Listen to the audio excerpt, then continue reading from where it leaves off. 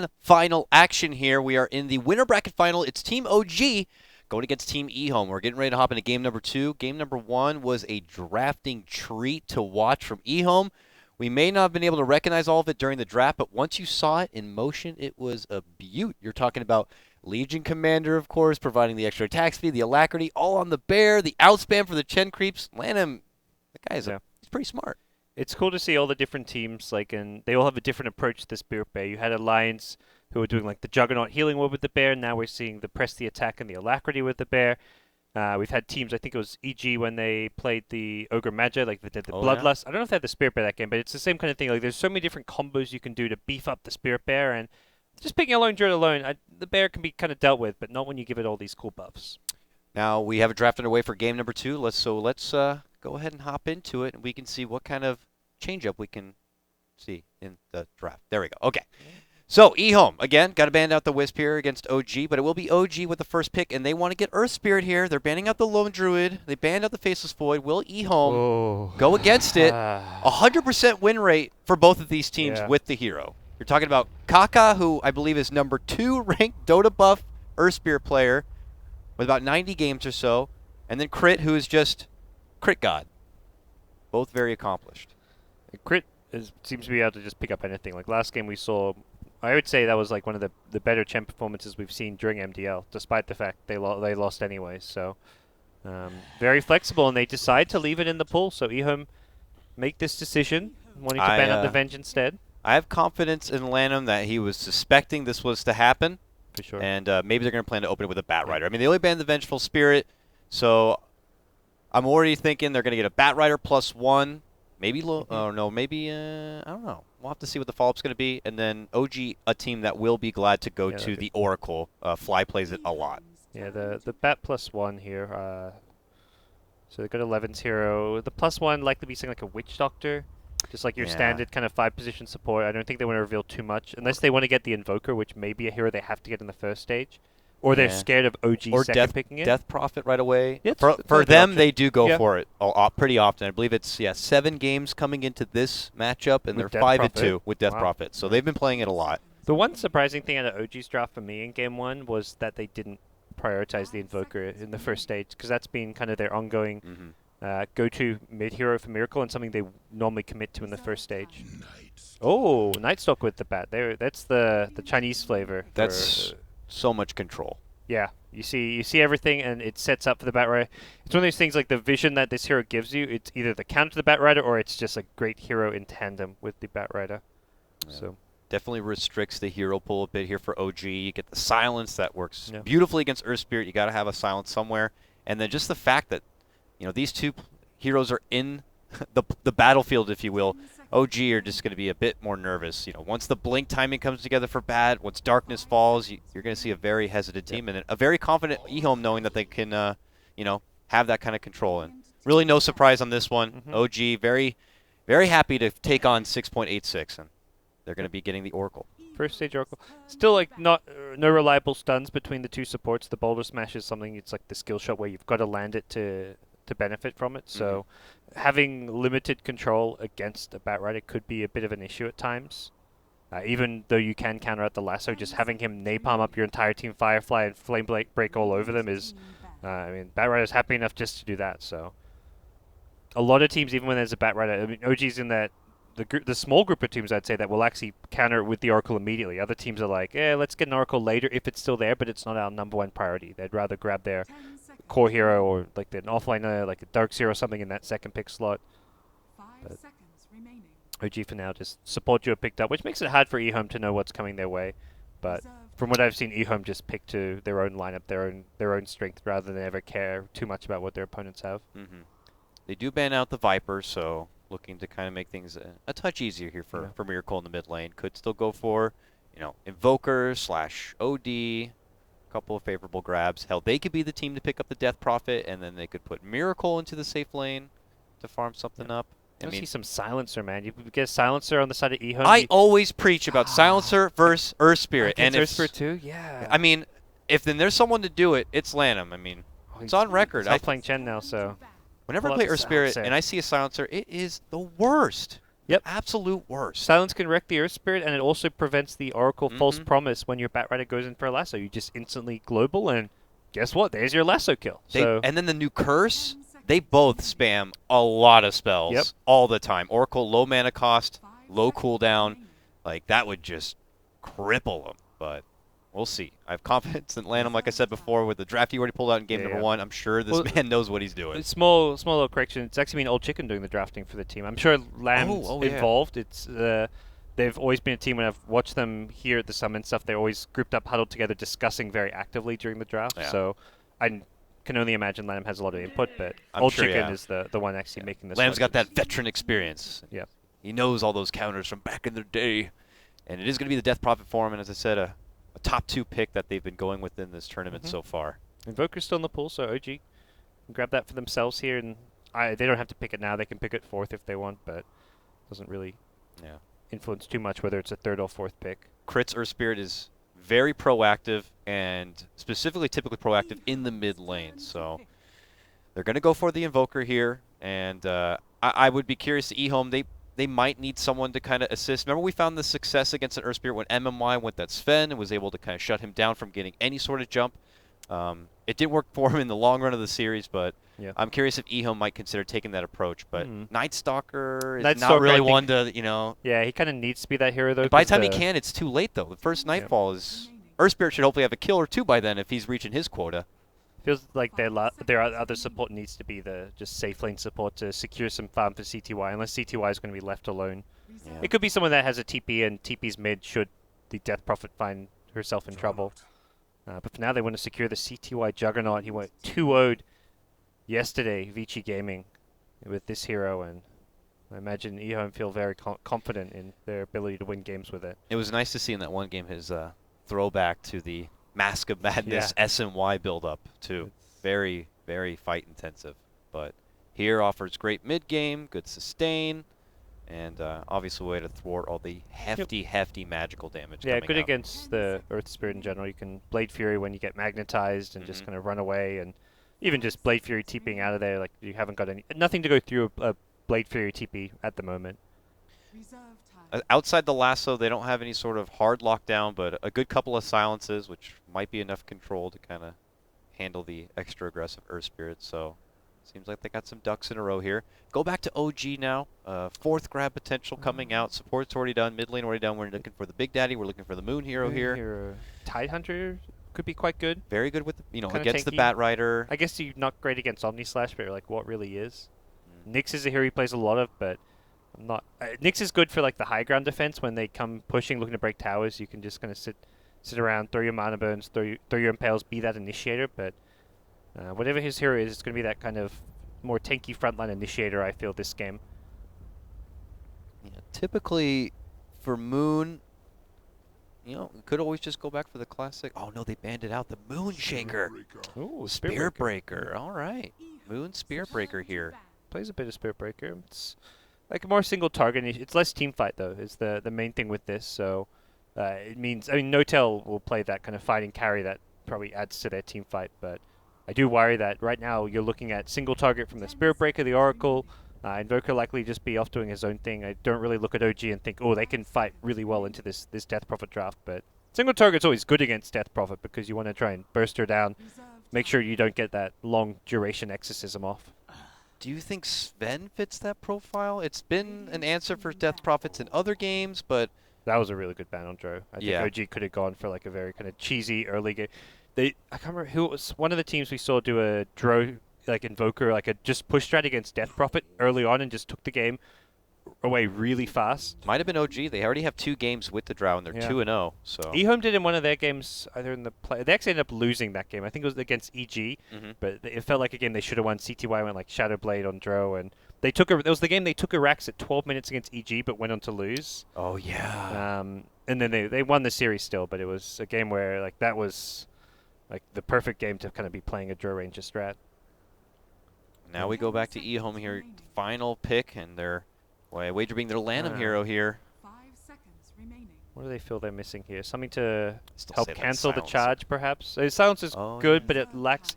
They really lack disables at that point. Yeah. I think they'd Too much rather silence like now. a Rubik type hero or a Lion.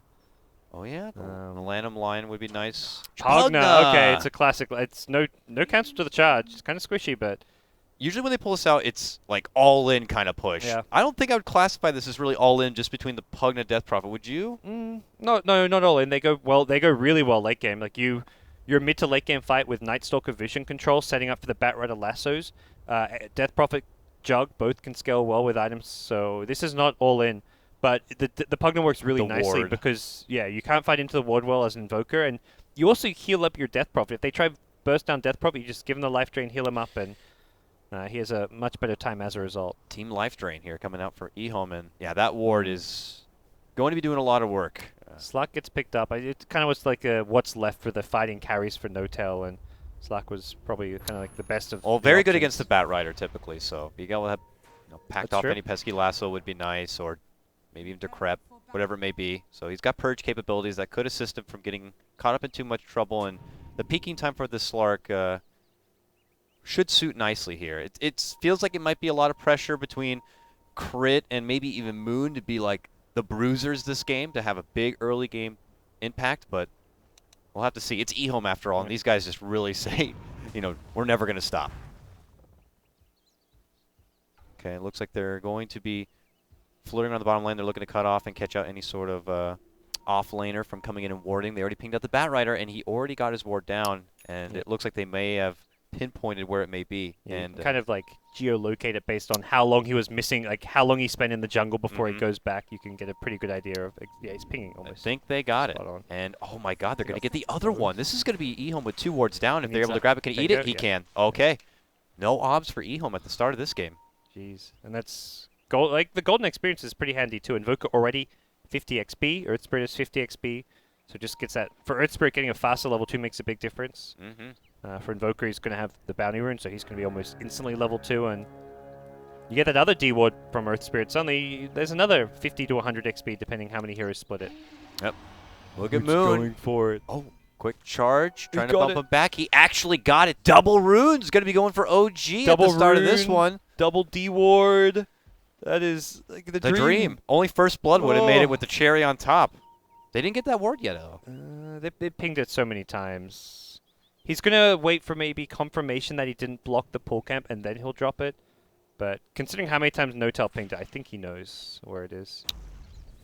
A lot of people don't really praise Oracle in his laning stage, but his bat, his attack, the attack speed, and its range is some of the best in the game. Going to go for a lot of early harass here. Is he going for Pounce or the passive? Okay, guaranteed pounce land. It'll be enough to force out the regen here of bat, but 11 should be able to make it back to the tower just fine. And very low on regen. Going for this boots first means he's just got the tangos, doesn't have a salve. Makes that lane a lot more difficult for him.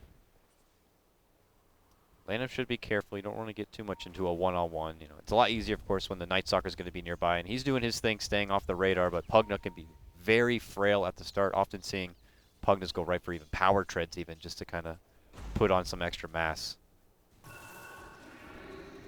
And of course, the inevitable DP versus Invoker matchup. He's baiting. Oh, he misses the roll. Swing and a miss. Okay. That's, it's a big difference between possibly achieving First Blood and not. In that situation, looks like that part would have been fine, but... It was a cool little attempt. I think if he hits it, it may be a kill just based on the Alacrity plus Cold Snap. He was really trying to bait him right in as close as possible, and most importantly, no Cold Snap yet, but he had the Orb of Venom slow, so the Orb of Venom slow on Death Prophet this early on really kind of cripples her in the lane. 11 goes to Fireflight here. Is going to be able to contest it out, and it's like, why me? Shockwave come on, I'm an offlaner. At least Shockwave the Slack or something. Satyr likes ground walkers. Not much about the Bat Rider here, but it does zone him back. Even a Fortune's End on the way out. No-Tail they have to back off, having taken a lot of damage though, and they didn't actually get that D ward despite seeming to. Here's another roll and another miss coming out. I gotta tell you, it's not the easiest thing to land. The further away, it's any small sidestep, and you're gonna look like a fool. And it's not instant cast, so there's a lot of kind of trying to predict in your opponent's movements, and they can mess with you, play mind games. So By no means easy. It's unfortunate because it's one of those spells that when you miss, it's pretty damn obvious. You could just like roll through the lane and where the hell did that guy go? And it's not just that, yeah, it's obvious. It looks really awkward and Oh, embarrassing. he's got the invis. Doesn't kick her back. Instead, just goes for the boulder smash. And look at this double TP's coming out, but they're going to be too late. The damage has already been done, and it's going to be OG claiming your first blood. Lanham will be on the scene to assist and soak up the solo lane XP while he can, and will even plant down the sentry ward here. Looks like there is an obs, but it's up on the other side. A little too far from home right now.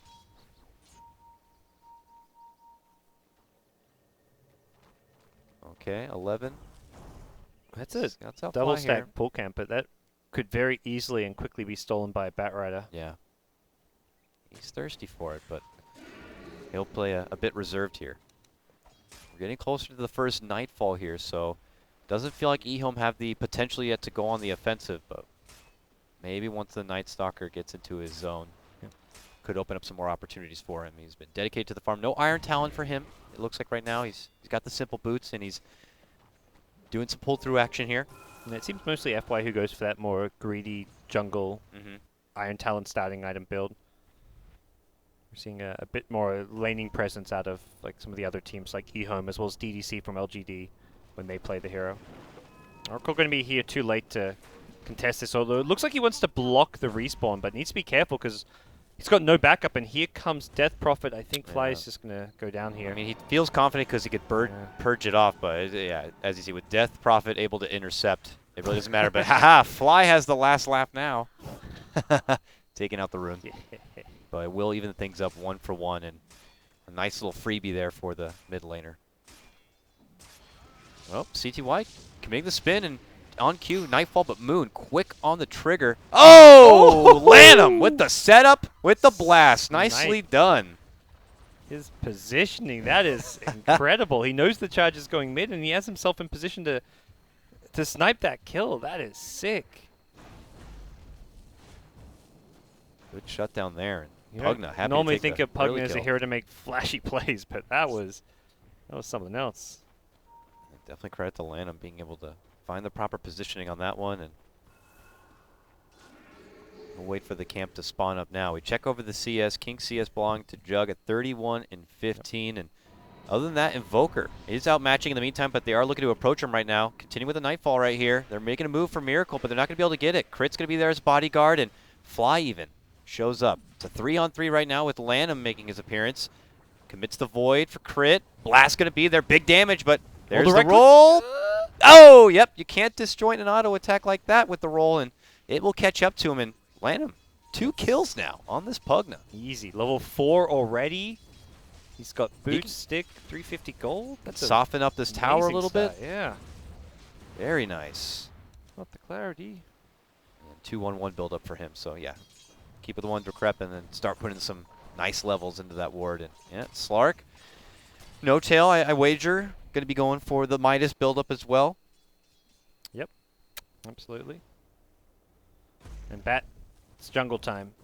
It's just crazy how this Batrider, you can have a terrible time in the off lane and still get 9-10 minute Blink Daggers. And he hasn't had a terrible time. He's done all right. He's got a few CS here or there. He's contested the Oracle quite a bit. He got the kill with the help of the Death Prophet as well, so he'll quickly power farm his way up towards the late game. Is there an Omni Slash? He just hit level 6. Does he have to commit it? He might have to. Yep. Getting too close to the tower. CTY will slam down the R, and yeah, certainly will be worth it here. CTY doing CTY things with his skill build too, going for this greedy mass stats build. 6.84 all over again. 6.83. We still don't even know which patch it was anymore. Things of the past. We forgot about those patches. No more of that. Yeah, we want to forget it. Troll, sniper. Yeah, no thanks. All right, now we'll take out. This is the OS Frog patch. Is what we're at right now. I'll take that over the Troll Sniper for now, at least. Looks like they'll be able to do a little bit of dewarding here at the bottom lane. No Tail continues to farm up, but Moon also forfeits the off lane here and is looking for some fight potential. They know that he's off the radar though, and it's still nightfall, so I wonder if EHOME still want to get something extra out of this before the 8-minute is to strike here. Where is our... it looks like he's just going to do some pulls, so I guess they're not going to make anything extra out of it. Pugna coming bottom, needs to be a bit careful here. Well, Stun, roll, and there comes Moon right into a Sunstrike, and that will lead to the kill. Yep. So the offlane are like coming. Oracle's taking over the offlane though, so they're not missing out on that top XP if it gets pushed out. And Oracle getting a decent time level 6 in preparation for a Batrider blink. You're expecting that around the 10-minute mark, so you want to try and get Oracle level 6 as fast as possible at this stage. Looks like 8-minute rune to come up right here. Fly wants to be first on the scene, but Old Chicken is going to be the one who actually nabs it on up. Moon charging out, looking to go for another grab here on Lanham, who just returned from the last takedown, and they're going in deep under the tier 2. Lanham's ward's already down, but it's not going to matter too much. But No Tail eating a lot of damage here. We'll be able to sidestep. Has level 8, so he's going to heal up as well. Ouch. Ward will sting him on the way out, but the damage had already been done, and they will have back-to-back takedowns on the Pug now. Started 2-0 and is now going to be down to 2-2. Really good rotations from Moon. So last time I was playing Spirit Breaker, it was the same thing where he kind of got a good start, got a bit out of the lane, like level 4, level 5, and then he's just happy. He doesn't even wait for level 6. He starts charging, getting kills, setting up for that tier 1 safe lane tower to start getting pressured. And there's not really much EHOME can do about it when you go for this kind of greedy jug build. You can rotate if you have Omni Slash, but even then you don't really want to because you've got level 1 Blade Fury, so you are fairly vulnerable. This is a farming game, it looks like, for CTY, unless the opportunity does approach. And Lanham back again. Will self-decrepify, but that only enhances the Sunstrike damage, and then Moon will set it all up with his Nether Strike. 4-4. Started 1-4, and OG quick on a 3-kill streak right now.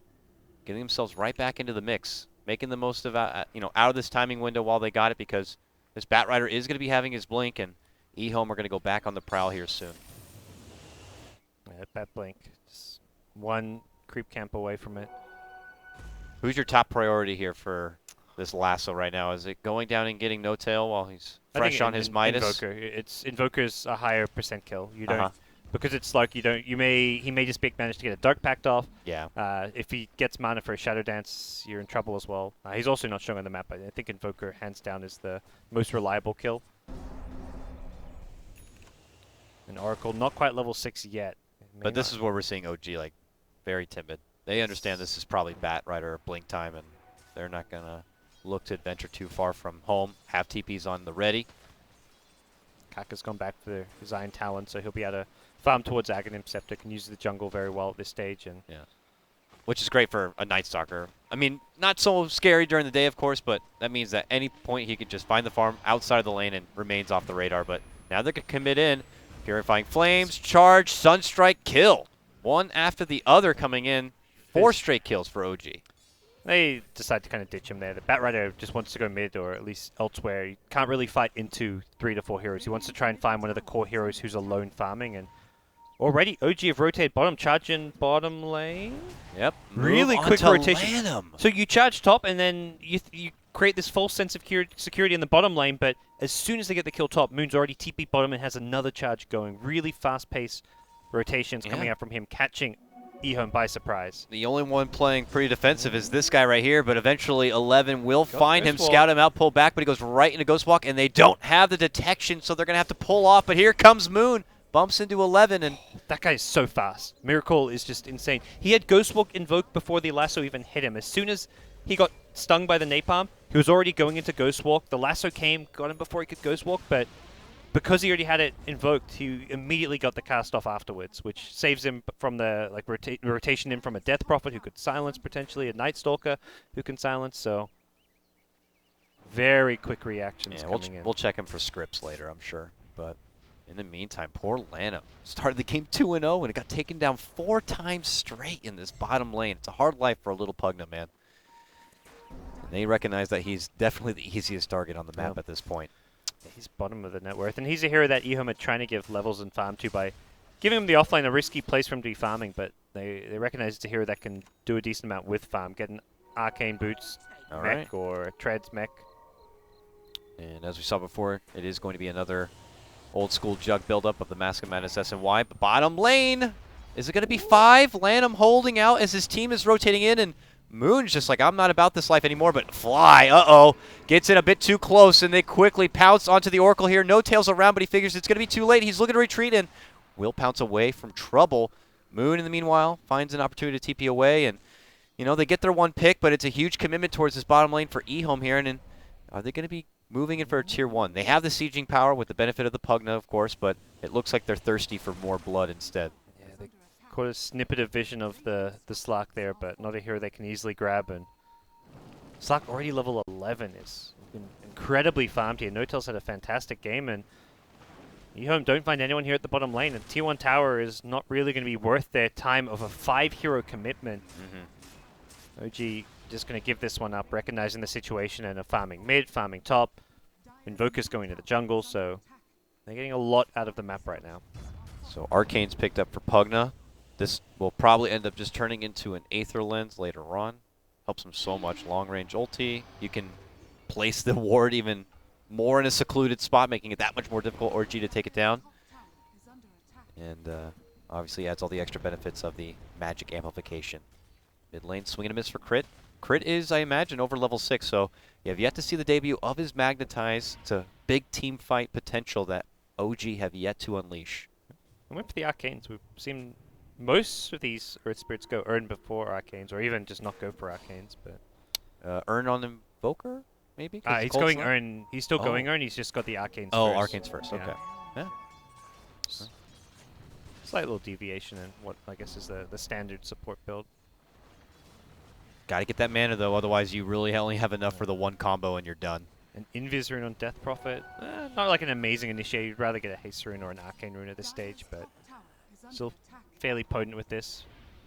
Big worry for EHOME is that Notel's big item is coming soon, be it the Shadow Blade or the Blink Dagger. He's going to be able to fight and initiate into these fights. Here comes EHOME. Still Nightfall. Courier. They're smoked in from behind. They're going to pop the darkness now. They're making a move for Moon. No, they're changing targets. They go for Fly instead. The man who might be able to save everyone with a false promise. Can they burst him down in time? Yes, they can. They're also making a move for Miracle. CTY sets it up with a beautiful Omni Slash and will be able to take him down. Crit says, I got to go, and rolls the hell out of there. EHOME strike fast. Take down 2. And they're going right back to Roche too. It looks like that's the decision they've made. They've got the Yasha Mask of Madness on Jug, and a little bit of duration on Exorcism. I don't imagine it's going to be much longer, but this Roche, that Invoker alive, very hard to contest from the OG side. Notel will have looks to be a Shadow Blade build up though, as he's got 3k gold after getting a top tower. Mood charges through, but unfortunately doesn't check into the pit, and it looks like it will be a free grab for EHOME. They bail. They're scared. They perhaps realizing Notel rotated off the lane, and OG actually come in, see Roche at half HP of all things. No, they're actually, are they tempted to take it over? No, they can't be. Very, You got a very risky. 11 Bat Rider on the other side.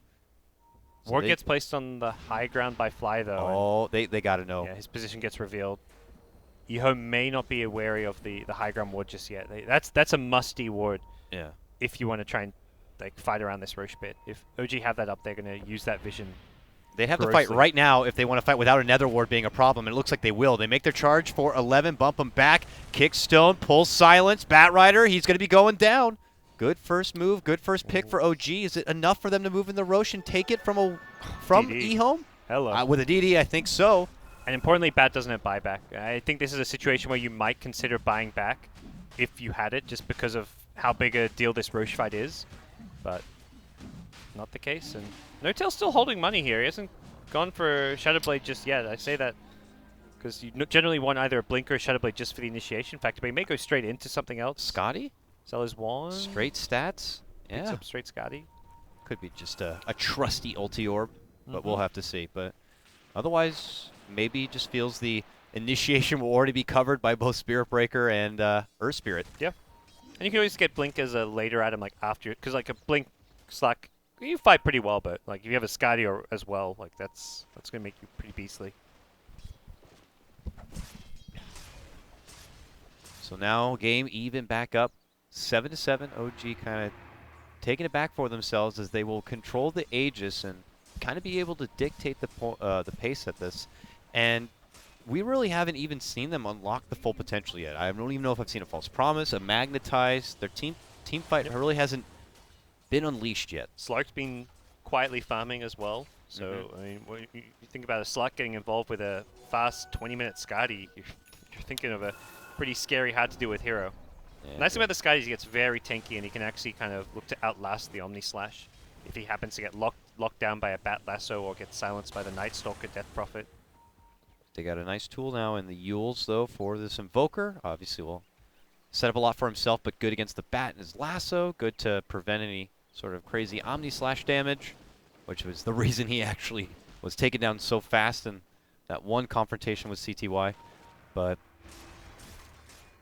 OG seemed to be happy to play the economy game, and are they right in that? Is it fair for them to bank a lot more and just kind of farming up for the meanwhile and not be too nervous about the potential of what this Death Prophet and Jug could bring forward? It is daytime now, so you'd think it'd be their time to kind of go more on the offensive. They're starting to. It looks like the group up at top is their kind of big move with Aegis to try and take this tier 2 tower. And the one other thing is that No-Tail doesn't actually have an item yet. He's got an ulti ult, but he's fight ready, but he's not like a big threat. Yeah. So they're happy to play a bit more slow paced until he has that kind of first big item, which looks to be coming out on the courier now. So In the meantime, though, a trade of tier 2s, it would appear. Old Chicken committing in the Exorcism. Him and CTY begin to go to work. The Glyph is going to be out, and 11's going to be happy to clear out the creeps. This is all the meanwhile OG are taking the top tier 2 as the trade. They will take the tower down first. the tier 2 tower trade when your opponents have Aegis is generally alright, but it's put Exorcism on cooldown. So yeah. So that this, I don't know. It's I don't think their high ground's in danger, but leaving your base is very risky now when OG are going to be, I think, aggressively looking to fight or find pickoffs, or at least go push down another tower while Exorcism is down. And this time around, you won't have Exorcism to use to get that tower trade. Darkness out. And we had seen before, this Kaka Night Stalker is actually stringing together some pretty good farm. Working his way towards the Agnum Scepter, but Gets scouted. Moon charging down, and now he's charging towards a TP out. But it's darkness now, and we'll see. OG have the Aegis. It seemed to be kind of moving down this mid lane while they still have the cooldown favor here against EHOME. Oh, Moon. Thinking about making it go on CTY, but a quick Blade Fury response. And Vision's so poor right now because of the darkness still being up. Yeah. It's a kind of unfortunate time for them to be trying to get. They were very close to pickoffs there on the Jug, even the courier swooping in, and the darkness just kind of preventing that. And it was just a casual darkness used to extend the nighttime, since it's going to wear off and it's going to be nighttime now. So it wasn't even used to kind of for any like objective on the EHOME side. Miracle Boots of Travel. It's going to have great mobility, and there's a lot of kind of just split push coming out from EHOME who don't want to fight directly into OG right now, who have that scary team fight. And it looks like some Aether lenses are being thrown together here. Really waiting on the Night Stalker Ag Scepter to give EHOME that mid-game vision advantage that they want to play around. Yeah. They have CTY now with a full SMY done. Curious to see, yeah, what he's got a Mithril Hammer on the Juggernaut, which could be a BKB. It really is an item against the Exort Invoker with the Yules combo that might just be essential. Like, it's not a matchup I've played, but just in case maybe you misuse Blade Fury or have already used it and need to still get rid of the Magnetize he's and all got that. level 1 Blade Fury, so it's got an incredibly long cooldown. So if you get thrown up in the air with a Yules combo and he's about to Sunstrike, Deafening Blast, meter you, like, you need a BKB. He wants to be able to fight and not have to use Blade Fury to keep him, like, he wants to be able to turn that one around with a BKB rather than Blade Fury. Then you're not right clicking as well. So BKB kind of becomes an essential item for a Jug in a game like this. OG, let's make their sweep bottom lane very close to 11, but not close enough. He considers making a move, and will be able to sidestep the kick stun, but can he make it away from No-Tail here? No! Moon's going to step in, cancel out the TP with a nice little charge, and 11 will be going down. Yep. Some fast fingers, like getting the blink off, but No-Tail was waiting and didn't have the time to get the TP off. Still, the kind of plays that 11's in a position that his team needs him to be doing that. Creating space, buying them time, trying to keep these lanes as pushed out as possible, so not entirely a mistake for him to be there trying to do that, but OG are just well aware of it and punish it. Random gets awarded the high ground, so they will see No-Tail there. It's just going into the lane, looking to clear things out. Feeling pretty confident with their position, and now that Bat Rider doesn't seem to be a threat. Casual kick stun into a Sunstrike, into a charge, and next thing you know, the Death Prophet is just taken out. And they got the Pugna ward too, so Pushing Whoa. gets a whole lot easier. Great positioning from Crit on the Earth Speed. He's over in the trees on the side, and it allows him to get that boulder smash over the tree line, so you just don't see it coming.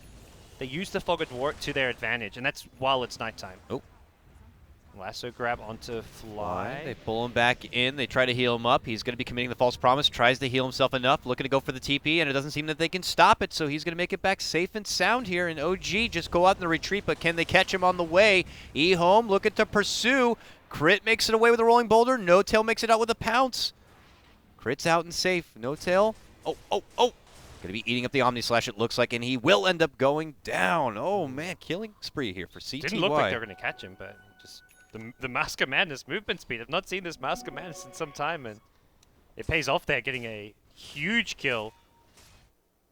That is your very farm Slack going down, and it's just about a 5,000 gold lead. That's what OG had last game with around maybe more like the 18 to 20 minute mark when EHOME managed to turn it around. And this is a Night Stalker Aghanims timing coming up. You've got Jug approaching level 16. Batrider's 4-staff recently picked up. He didn't actually have it before when he died, so a kind of key item for Batrider to have as well when he wants to try and find those grabs. So I think EHOME, things kind of starting to come together pretty nicely for them. It's still just a story of like two very farm core heroes on the OG side, and Death Prophet sitting on 7,000 net worth. Very lackluster, completely void of farm right now. Yeah, I mean, she did manage to get her Yules, but still pretty flimsy. Yeah. And we haven't even seen OG still commit huge into their team fight. But here comes Moon, charging in, set up for Kaka, bump back, and a lot of rinse and repeat here coming up from OG. Another Sunstrike setup does the job, and Miracle will pick up that kill. No CTY, BKB, or Omni Slash, though, so OG will get themselves out, and the Shadowblade pick up on Moon Spirit Breaker, just giving him that good kind of surprise initiation factor. If there's someone like a Jug who's trying to be pesky and push out a lane, you want to be able to just make sure that you can get the hit the charge on him, and then into the Nether Strike, get the full combo. Just prevents that Blade Fury. This little D ward there will get EHOME the extra space necessary, but here's Moon, Shadowblade done. OG just kind of feeling good at this point with the daytime that remains. Confident to move forward. And imagine Roche could be a priority in the near future here. Looks like it's got about a minute or so. But the contention could be there from EHOME. Always have that Batrider factor and lots of options to get a good Nether Ward down. And EHOME, like they're behind. They're not doing the best position, but they're not under huge threat. OG's lineup has Invoker as a decent high ground pusher, but Slack is very lackluster in that department. So it's on a game that OG's going to necessarily secure the next Roshan Aegis with, and then be able to just like group up and push. If anything, they want to prioritize more of the split push and the kind of more sneaky plays, because for them, they've gone for these Lincoln Spheres, which is a defensive item which allows you to split push because you're not afraid of the lasso as much. So I think both Invoker and Slack are going to be much more looking to split the map up, take farm on the side of the map, keep splitting EHOME apart. EHOME want to fight as 5 around their high ground, and OG just going to look to disallow that. Previous to this, OG did scout out the Roche Bay with a Sunstrike just before EHOME went in there. And now they're looking to play a bit conservative. It's pretty obvious EHOME are just not on the map at all until CTY does show himself here at the bottom. So that kind of gives OG the idea that the Roche is still not up. And EHOME are going to just take the time instead to kind of push them back out. But Moon is on the prowl now. They're smoked up. He's leading out the charge here. And he gets the long Nether Strike, but immediate Blade Fury. Good reaction from CTY. Oh, they tried to dust to see if they can catch Moon maybe under Shadowblade, but they're able to set the space. Yeah, the Bat Gem giving them at least enough warning. And Night Stalker Ags with a... And they've got the gem. They're keeping the gem on the Bat for now, which... Oh, no, he's actually dropped it off. Has he passed it to the Night? Yeah, he just now passed it to Night Stalker. Yeah. LD had him clicked. I was like, oh, Night Stalker's not holding gem. He clicks the Bat, and Bat wasn't holding the gem. And hot potato. Oh, here comes Moon. They see him. He pulls off. Kicks the stone. Got good range to work with. Slows him down a bit. Even a tornado is going to be very flaccid, but yeah, intimidation factor, I guess, right there. But can they get in there and contest? Roche down to a third of its life. Nether Ward already dropped. Sunstrike softens him up. Now Moon says it's time to go. They move in past the Nether Ward here, and Jug has already grabbed at the Aegis, and now OG might need to consider getting the hell back, but they can't make it away. If 11 steps in and gets the pullback for Fly, they quickly take him down, and now we're going to see Crit committing in the Magnetize, but oh my goodness, he cannot withstand that mighty Omni Slash coming out. No Tail now looking to go in, put it up to work here, but all the meanwhile, Old Chicken is going to be able to just isolate and help take down Moon. Turns into a 3-for-1 right now, all EHOME all day. Fantastic fight. They just were so patient. They just held their ground in the Roshan pit with Exorcism up, and it's a level 16 Jug with BKB Omni Slash. You don't want to go running in. It's very difficult to contest that as an Invoker. You can't really rely on much to keep you alive against the Omni Slash apart from a defensive Yules, and that was the Omni Slash didn't even, it got the Earth Spirit, but it didn't bounce any of the other heroes afterwards because Crit managed to like split apart from his team, and that was still a terrible 3-for-1 loss for OG. If that Omni Slash manages to continue to bounce over to the Invoker or someone, the fight goes even worse. So great positioning around the Roche pit, and normally it's a team trapped inside the Roche pit losing that kind of a fight, but EHOME just using the vision advantage, and this is why Night Stalker is being banned out by teams like EG in all their matches against these Chinese teams, because it just gives you such great teamfight control. They use that vision just so well. Aetherland's now complete for the Pugna, which, hey, is not too bad. Long-range Decrep might be able to be a Lincoln's Popper in this game. And here comes Moon now. And there goes Moon. Oh, man. Kaka's like, I don't think so, buddy. Not on my watch. Not during Nightfall here. See No Tail, but No Tail should realize this. He loses the ulti effect. Yep. Backrider fishing. No Firefly, and I don't think EHOME aren't going to look to dive deep past towers for a grab. Not when like the Jug isn't even there. He's their main damage dealer outside of Exorcism, and Exorcism also not up. So EHOME are just posturing to regroup at top. Those ultis about to come online. There we go. Both Exorcism and Omni Slash are back. So it's EHOME who can fight as 5 and be very strong. And this is with like a Death Prophet who's 5 to 7k net worth behind the Slark, the Invoker. But yeah, they make up for that just by having all this control around the vision, around having the Pugna to protect people. She seems to have been able to almost throw together BKB, which would definitely add a lot to her durability here. But What's going on here? we have a... Jug's ready to deal with the split push. They're not fully committing to the top lane. I think recognizing that OG are going to resort to this kind of tactics. split tactics here, and CTY will be pruning out this creep wave. OG doing a nice job trying to not allow EHOME to get the most out of their Aegis, but Jug very close to playing the Skadi. Then he'll probably upgrade to the Travels. This is very much the stage of the game where you need Travels for the Jug and probably the Batrider too, just to help keep all the lanes pushed out. there's that Scotty. But a Yules is the choice for 11. Adds a move speed. Move speed. It's a great Lincoln's. It's a Lincoln's disabler as well, because you don't want to use your Force Staff to break the Lincolns, because otherwise you break it and then you can't pull them into your team. So having this just helps give them that extra bit of ability to deal with the Lincoln spheres. Gotta be quick on the fingers though. We'll see. EHOME now with the darkness here. They're going on the prowl, but OG have taken residence inside the EHOME side of the map, the safe zone. Is pitch black. Victory dust. Yeah. And then a smoke. Freeing up item space. you don't need that dust. You got a gem. Yeah. Here we go. And Alright. they had just been scattered in the Radiant Jungle. Like the Night Stalker had just dewarded, so OG probably thinking they're a little bit safe on this top side of the map. At least we have for, time. We're good to farm. Yeah, at least for like a minute until heroes. Like, I mean, no heroes are showing, so you're thinking, okay, are they coming up? Do we have 30 seconds? Do we have a minute? Uh-oh. Hold the flame break. And there we go. Okay. TP. And now No Tail stuck in a bit of a pickle here, and they reserve the big ultis and just slowly slice them down. CTY now dominating. Good catch right there, and I mean, you said it right. OG in the top just kind of feeling like they had all the, I don't want to say all the time in the world, but definitely felt like they had more time than that, but EHOME get their ward. Moon Pop up TP'd the instantly. smoke He kind and of hustle. pieced it together, or possibly was just looking to move elsewhere on the map for setups. But top lane, for now, being ignored. They want to swing mid with Slark dead. They can force the high ground, or perhaps try and force a buyback if he had one, but... They still have Aegis. Yep. I don't know how much time they really have left on it. Not too much. The split push threat in top lane's been negated by taking out the creep wave, and then the tower dealt with the one at the base, so... It's Here they pretty hard come. to defend. They have a great, like, slow even sieging lineup, too. Pugna, with the Aether Lens, you can start sieging the tower with those blasts from so far away. Yeah. And he gets a nice far back ward, and you can see already going to work on Miracle. He's losing about a half of his life. Has to be careful. 11 making his move. They're gonna have to back Pulls off. off. But yeah, The at glitch 10 should be seconds. 10 seconds, No Tail will be back. Oh, they're going to get the catch on the crit. Yeah, he gets shoved right into the lasso, but he is going to be able to rolling boulder away. Gets the assistance from Fly with the help of the False Promise, so that will be down. EHOME will take their tier 3 and they will walk out. Yeah. I mean, trading False Promise for Lasso is still an alright trade for EHOME in some scenarios, because it just allows the Jug to guarantee that when he Omni-Slashes someone, they're going to die. There's not going to be a False Promise to save them.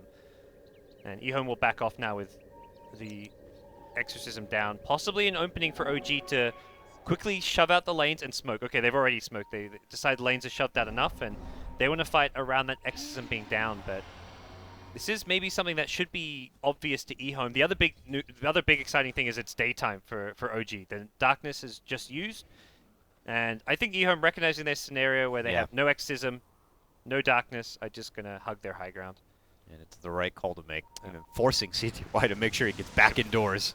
No one's getting kind of like even slightly greedy for a bit of farm, and as soon as Hero's shown the map, CTY moves out. Yeah, EHOME, like, with this win, they have just secured their grand final spot, so it's better to play it safe than sorry. And this is potentially 2 comebacks in a row. Like, game 1, they were down 5k gold in what looked to be a fairly comfortable OG game. Look like, at that. It wasn't even like EHOME had a comeback lineup where they were going to have the better late game and they were meant to lose. I mean, they kind of were meant to lose the lanes with the support LC, but like, I was looking at the game like, oh, it's like 80-90% OG favored, and a great turnaround. Similar thing here again. This one, I think more so EHOME had the draft to turn it around because of what the Night Stalker Ags timing does for them, and OG, their lineup just not being as good in a 5v5 scenario. They don't have that big kind of team fight because of the Spirit Breaker pick. That's what I was kind of expecting them to more go for, like a Tidehunter type hero. But OG know this is daylight and some cooldowns in their favor, so they continue to at least get the lanes pushed back and out from trouble before we play the Roche game once more here. But as you see, Miracle has found himself back on top of the net worth here, GoDz. 20k for him, even above the Jug now. Not a player hero to be underestimated in a late game setting too.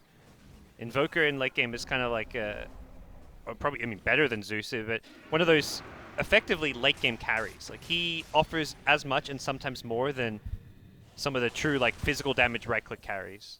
Just does need to be careful here, avoiding out any sort of silences. The nether ward damage could be something that could end up creeping on him if not careful. Yeah, they don't have the best heroes to find and kill the nether ward as well. Yeah, without putting themselves in serious risk. Here comes EHOME again, parading down this mid lane. They've already taken down the tier 3. Rax is exposed, Exorcism up, Lasso ready. He's taking flight. 11. Let's see, his sonar. He's going to be able to catch someone out. No Tail looking to make a move for DP. DP pops the BKB and the Yules here. Going to be set up. There's going to be the catch of the Yules. Looking to pull back crit, but there's the False Promise to counter it out. He'll rolling boulder away from trouble, and now they're looking for Old Chicken still. EHOME. Can they be able to force OG back here? Long stun. Death Prophet in trouble, but look at LAN. I'm handing over his life right now, keeping her alive and well, while CTY diving deep with the assistance of the Omni Slash. Not going to be enough to take down No Tail. Have OG been able to hold? It looks like they have. They get out the nice magnetize. Good flame break will stop down Moon, but here comes Miracle now. Sets up the beautiful Yules. Silence is going to be there, but CTY gets a good 4-staff save, but it's not going to be enough. Purifying Flames is going to be the finishing blow to take him down, and now they look for Kaka, and Kaka's got the gem. Will they be able to get him right here? He turns the corner, and he's looking to hustle on out of there, but Moon is going to get the catch-up play, and they'll be able to get him. That's a gem to the side of OG. Lanham now getting picked off, potentially from Miracle here. He's trying to man up on him right now, but no, you can't do that. Cold Snap's going to be there. He'll take him. He'll take his ward, and they'll take the advantage. Oh, really just great patient play from OG. They just keep everyone alive so well. The False Promise on the Earth Spirit, the Ghost Walk from the Invoker, and not having the gem in range there for when he went Ghost Walk meant the Omni Slash didn't. I also just, I mean, where it bounced to. It bounced to the Slark, who was nice and tanky. The damage was split between the Invoker, then onto the Slark. No one went down, and EHOME couldn't secure themselves any kills with that push. Here's OG now, suddenly on the other side of the map, ascending into the high ground of EHOME's mid lane here, and they're going to start poking at this tier 3. It's not going to be enough to entice a buyback, it looks like, from CTY here. So I don't think they're going to be able to do much additional work, it looks like, and they'll have to step back. CTY's return, EHOME 11 now. to use buybacks does definitely help them out a bit here. And it was, yeah, No-Tail's having this Blink Dagger now just gives them that very tanky carry who can force the fight to begin. Like, he goes in on the Death Prophet, and Death Prophet had to use the defensive Yule's BKB just to prevent the Nether Strike. If you get a Nether Strike off on Death Prophet, even with her BKB, Slack probably gets the kill just through pure right clicks going through the BKB, and also just starts racking up a ton of Agi Steel. And a lot of Essence Shift procs onto Slack means you're going to probably lose the fight. He can take the Omni Slash better, but Aegis and Cheese could be coming EHOME's way. This is not an easy Roshan, though. Yeah, has been scouted out already from OG with the help of the Sunstrike. Crit hustling over with the back end of a Haste Rune here. And look at that. No-Tail happy to just get right in there. Charge going to be canceled out from the Yules. There's the Boulder on through. Will stun up CTY. And now the follow-up here. But look at Lanham, the paramedic, trying to assist CTY. Keeps him alive and well. And now OG reset, reposition here, and reevaluate what their approach is going to be. Exorcism's already out, and they're just going to try their best to dish out the spells from afar here. Sunstrike onto Old Chicken, and it looks like OG are just going to have to forfeit this one. Good hold from EHOME. EHOME made a clever decision not to use Exorcism to Roche. They waited until OG got there before they used the Exim. If they use Exim at the start of the Roche and then OG get there, they may have like only 15-second duration on the Exorcism for the fight, but they had the full Exorcism duration for the team fight that went down, which went a long way as far as making sure that OG couldn't contest. And you're seeing the Death Prophet now become much tougher to just kind of be able to easily burst apart. Now she has that Soul Booster done. She can get like a Plate Mail in there as well. I guess you probably ideally want to get the Octarine Core because of how much OG are fighting around the Exorcism being down, but still very low armor. Just the 6 armor, no real boost to it.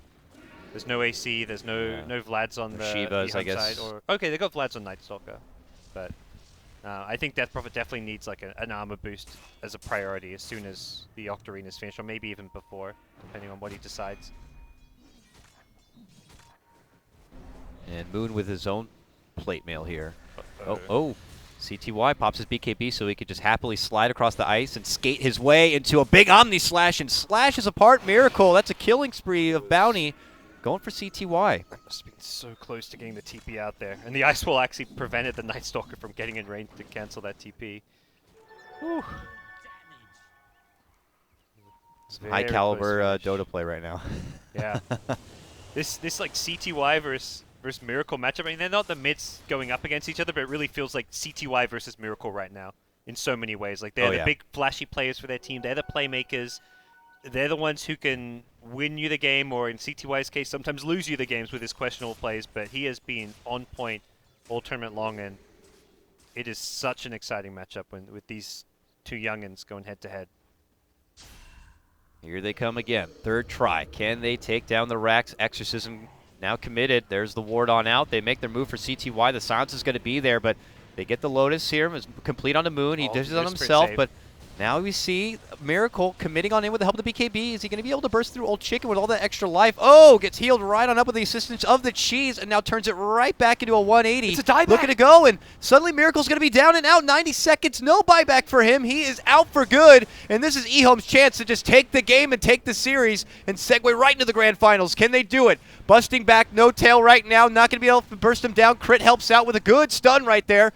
And CTY, going to be Fate's Edict. He cannot right-click right now. It is going to be taken down, and he goes for the Rax, changes course. They move forward. They are going to be able to take down both the Bat and the Death Prophet. Now CTY moves in. Fly with a double kill, though. Gets the response. And No-Tail, going to be forced to buy back here. Stun back, silence. Kaka is going to be taken down, it looks like. There he goes. CTY on the comeback. The rebirth from his Aegis here. Blade Fury's away. And him and Lam, the two survivors right now. Oh, nicely timed with the kick, waiting for the Blade Fury to stop. Lanham still close by. There's an Omni Slash. And it looks like he's going to go for a retreat. Nice pull silence. Ward is down. Lanham trying to help him still from afar. Is he going to even try to assist with even more? He doesn't have any more mana. Decrep to avoid the additional right click, and look at that. 11's back now. Sweeps on in. Flame break back for No crit. false promise. Oh, good magic. Damage reduction with the help of the Fate's Edict there coming out from Fly. And OG will be forced back to from step back. Invoker, and it don't even like secure the win. You don't even get the melee racks off of that. That is incredible high ground defense from OG. A lot of work from Fly in that one. I'm sure Yeah. his hands must be cramping. Oh, he was dishing out so much heal. Earth Spirit had the Ag Scepter as well to help provide some additional saves. So you had whatever the spell is where you turn your team into a stone. Enchant Remnant, yeah. Enchant Remnant. That got the first save off, and then he still had the false promise for the lasso. So all these defensive capabilities coming out from the OG supports. Unfortunately, none of them kind of went the Invoker's way, but Invoker just blew himself up on the Pugna ward more than anything. It was kind of a tricky position where he felt like he had to go in and try burst down Pugna, but try burst down the Death Prophet, who saves herself using the cheese. So Invoker really put under a lot of pressure in that fight, and see what the next move's going to be. OG looking to go on the offensive here. They smoke and prowl down this mid lane. They can get a good catch right now. Could flip things around, but EHOME Again, hesitant. it's during daytime they Yeah. make these plays. They get down deep ward, but likely a ward that can be... Oh, the gem was actually was stolen by OG, so no gem on the Dire side. Curious to see if they can pick up another one anytime soon. And yeah, all these gems back at the Radiant base.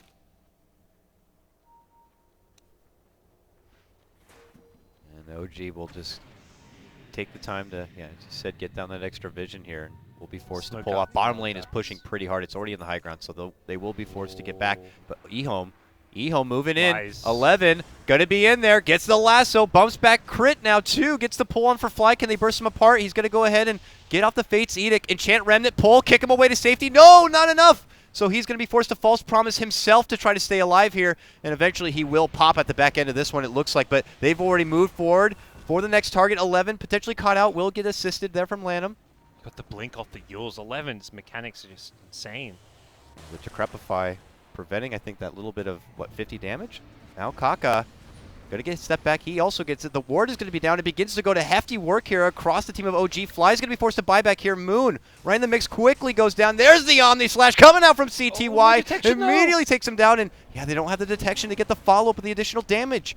Crit, nice two-man stun. Slack and Invoker Good both don't silence have right there, buyback. but These heroes cannot afford to yeah, die. Crit is too far out from base. He's going to just be forced to Oh, pop the Viscel's Magnetize. there. Get him off right now, and they're hustled back into the base now. He's- Meanwhile, they change course. They're going to get the catch. No Tail is Slack is out, dead. and he has no buyback. That could have just done it right then and there. Miracle, the last hope for OG. Tornado stopped the lasso too. Miracle's still alive for now. Keeping him back. Old Chicken wants some blood here, System but will be down, they but don't have catch. this jug will break the base very quickly. They They probably have to give up this lane of racks and wait for the Spirit Breaker Oracle to be back. At least, just to have that defensive capabilities. They're also going to be looking for the Enchant Remnant. into Does he Fountain. have it? Oh, Oh, he you got betcha. it. He got it. Death Prophet into the fountain now. Deafening Blast going to be averted with the help of the BKB, but all the meanwhile, they're still getting the blast onto the racks right now. Yep. And eventually the Death Prophet will end up going down. Good pick up there from Crit. If they can get this melee racks, they probably be pretty happy with themselves, but it's a Crit buyback bought from back. Earth Spirit. He's in it now. CTY gets out the Blade Fury here, looking to step back. Now decides he wants to make a move for Miracle right now. Suicide for Bashes him racks? down, and He's not even going to get it? he's out. And he has no buyback. CTY! Oh, no. OG. Why? Are they beelining it right now? Oh, he bought the Abyssal Blade, he committed to it, and as a result did not have buyback. He's 100 gold short. He'll be fine. It doesn't look like OG are going to go beeline it down the other No, side. They still have time for Roche. They have, yeah, it looks like there's enough breathing room that Yeah. it's not going to be too costly. And for OG, you're expecting there to be a buyback. So worst case scenario for OG is you go for a push, you get caught by lasso, you get pulled into a fight while it's nighttime, and Jug buys back, kills you, and then it's game over. So just by the threat of having the threat of the buyback is going to be enough to deter OG from pushing, most likely. Nice little Enchant Remnant pull there from Crit. 47 minutes in, and we see 9 heroes without buyback. Oh, that Observer Ward scouting out Kaka here. He's in trouble here, but there's 11. Pops the Lincolns, Yules up the Invoker. Goes for the Tornado. Wow, he actually gets the catch here. Look at Miracle go.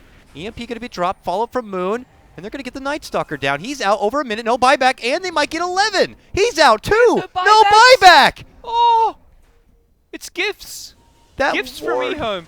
But more than anything, that ward. That ward. You don't expect that ward to be there at 47 minutes in when you're the team pushing. You're the team with control over the map. You have the Night Stalker, but losing those gems ends up completely screwing EHOME over here. And what's Crit doing? He goes to Chant Remnant. He gets the grab. He kicks that Death Prophet right into trouble, and that means they're going to get the grab. She goes down. Yep. And as you said, she does have buyback, but that's a free buyback right now for OG at the expense of just one Enchant Remnant. And here's OG now. Looking to swing in the mid lane. That tier 3 going to be going down. Now for the Rax. They make the committed jump. They know if they get Death Prophet down, she's out for good, but they quickly pull off. I think EHOME just need to kind of cut their losses at some point. I don't think they want to force a bad fight here, but CTY possibly with other ideas. Okay, they give up the Rax. Trying to play things safe. Need to stay as far away as possible from that Earth Spirit with the Enchant Remnant coming back up. 5 seconds away, but OG have already TP'd themselves out. They recognize the danger of the respawns onto Bat, Night Stalker, and will get themselves out. Roaches. What a ward, though. That was the ward that they smoked and were hoping to get a catch on the EHOME, but got nothing and just instead only had that one ward. But that one ward. I think at this stage you're happier with the ward than finding a catch. Goodness. And now you've bought enough time. Invoker's buyback comes back up. Slark's buyback comes back up. Doesn't have the money for it, but he'll quickly farm it. And that's probably something he's telling his team, like, okay, it's no longer on cooldown. At least give me some space, give me some room to farm this. And for OG, they didn't lose that mid-melee Rax. It was on like 100 HP or something, and that's going to heal itself back up. And suddenly we find ourselves in a very interesting Dota 2 game. They were also to get that Rax on the bottom lane too. Souls. But God. Double Lotus, double Lincolns. Have fun trying to use Lasso, Omni Slash. Spirit Siphon, I think, also probably gets echoed. Not entirely sure on the actually wouldn't be bad if mechanics there. EHOME picked up a couple of Lotus Orbs or something. If it means stopping that pesky Enchant Remnant, man.